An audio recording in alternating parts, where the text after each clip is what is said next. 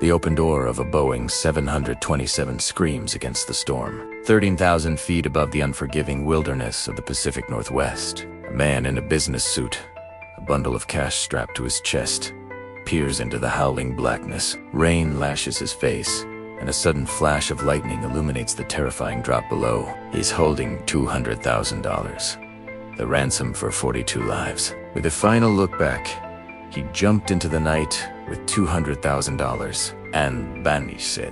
He became a legend and ghost. America's only unsolved. This is the story of D.B. Cooper. Our story begins not in the sky, but on the ground. On a chilly afternoon in Portland, Oregon. It's November 24th, 1971. The day before Thanksgiving. The airport terminal is bustling with holiday travelers, families eager to get home, students on break. The air smells of jet fuel and anticipation. Amidst the cheerful chaos, a man walks to the Northwest Orient Airlines ticket counter. He's in his mid-40s, wearing a dark business suit, a crisp white shirt, and a black tie. He's carrying a briefcase and wearing dark sunglasses. Even indoors, he looks like any other businessman on a routine trip. He asks for a one-way ticket to Seattle, a short 30-minute flight. The ticket agent asks for his name. He replies calmly, Dan Cooper. He bought a ticket, paid cash, $20. Nobody suspected a thing. He was just another face in the crowd, another passenger on another flight, but he was about to make history. He boards Flight 305, a Boeing 727, waiting on the tarmac. He finds his seat, 18C, in the rear of the aircraft. He places his black briefcase under the seat in front of him. The flight is less than half full. Just 36 passengers and a crew of 6.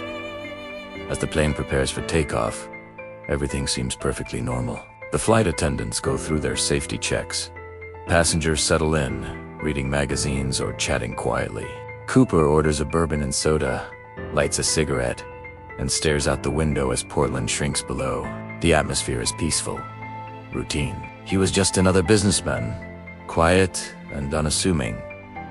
Everything seemed normal, but inside that black briefcase was a secret that would soon turn this routine flight into a high-stakes thriller. The flight was barely in the air when Cooper's plan began to unfold. As the seatbelt sign turned off, a flight attendant named Florence Schaffner walked past his row. Cooper caught her eye and handed her a folded piece of paper. Flight attendants get notes, all the time phone numbers, business cards, compliments. She smiled and slipped it into her pocket, planning to read it later. Cooper leaned forward. "Missy," he said quietly, "but family, you better look at that note. I have a bomb." Her blood ran cold. She slowly unfolded the paper. In neat, all-caps block letters, it read, "I have a bomb in my briefcase. I will use IT if necessary. I want you to sit next to me. You are being hijacked." Her professional smile vanished, replaced by sheer terror. He gestured for her to sit, then calmly opened his briefcase just enough for her to see inside. She saw a terrifying mess of red cylinders, wires, and a large battery. It looked real. It looked deadly. The quiet businessman in seat 18C was a hijacker, keeping his voice low to avoid alarming the other passengers. Cooper laid out his demands. Florence, shaking but trying to remain calm, took notes. He wanted $200,000 in unmarked $20 bills. He wanted 4 parachutes, 2 primary back chutes, and 2 reserve chest chutes. He specified that they must be civilian parachutes, not military grade, and he wanted a fuel truck ready and waiting when they landed in Seattle to refuel the plane for the next leg of his journey. T groaned. Chaos erupted. The FBI was scrambled. Agents raced to a Seattle bank to gather the ransom money. Bank employees worked frantically, counting out $10,000 $20 bills. Meanwhile, the military was tasked with finding the parachutes. They pulled 4 chutes from a local skydiving school, exactly as Cooper had requested. At air traffic control, every screen was focused on the circling jet. Maps were spread out. Clocks ticked loudly on the walls, and the tension was unbearable. They were in a race against time, a high-stakes negotiation playing out at 30,000 feet. The hijacker on board was calm, patient, and in complete control. They had 1 hour, $200,000. 4 parachutes, or 42 people die. The fate of everyone on Flight 305 hung in the balance. Back on the plane, an eerie calm settled over the cabin. Most passengers were completely unaware of the drama unfolding. They read, napped, or chatted, assuming they were in a simple holding pattern due to air traffic. But in row 18, the atmosphere was frozen with tension. Cooper sat motionless, sipping his bourbon, staring out the window into the setting sun. He was a silhouette, an isolated figure against the darkening sky. He had ordered another drink, paid for it, and even tried to give the flight attendant the change. He wasn't nervous. He wasn't agitated. He was methodical. He left his fingerprints on the glass, on the note, on everything he touched. He left fingerprints everywhere. He didn't care, he had a plan. And as the sun disappeared below the horizon, it seemed his plan was working perfectly. After nearly 2 hours of circling, Flight 305 finally got clearance to land. As the plane descended toward Seattle-Tacoma International Airport, the scene below was surreal. The airport, normally a hub of activity, was a ghost town. It had been completely evacuated. All other flights were diverted. The terminals were dark and empty, but hidden in the shadows, law enforcement was everywhere. Snipers were positioned on rooftops, their scopes trained on the approaching jet. FBI vehicles were parked at a distance, ready to move in. As the plane touched down and taxied to a remote, brightly lit section of the tarmac, Cooper watched from his window. He saw the fuel truck approaching, just as he'd demanded. He saw the empty airport. A faint smile played on his lips. The airport was evacuated, snipers ready.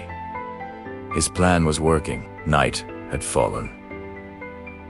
The air was cold and tense. Under the harsh glare of the airport lights, a lone airline employee, Tina Mucklow, walked up the airplane's rear stairs. She was carrying a heavy canvas bag filled with the cash and another bag with the 4 parachutes. Cooper, a dark silhouette in the doorway, took the items. He carefully inspected the money, thumbing through the stacks of 20s. He examined the parachutes, showing a surprising amount of knowledge about their function. Once he was satisfied, he made his next move. He ordered the passengers to be released. They streamed down the stairs, confused but relieved, unaware of how close to danger they had been. But the ordeal wasn't over for the crew. "Release the passengers," Cooper commanded, "but keep the crew." The captain, the first officer, a flight attendant, and me were flying to Mexico with a fresh crew and a full tank of fuel. Flight 305 took off from Seattle and climbed back into the dark, stormy sky. On ground, FBI agents and investigators watched, helpless, as the plane's lights disappeared into the clouds. On their radar screens, they tracked the tiny blip heading south. Following the flight plan, Cooper had dictated Su Torreno, then on to Mexico City. He had ordered them to fly low, at 10,000 feet, and slow, with the landing gear down and the flaps at 15 degrees, a configuration that made a parachute jump possible. The crew was now alone with the hijacker. He took off into darkness, but what happened next? ...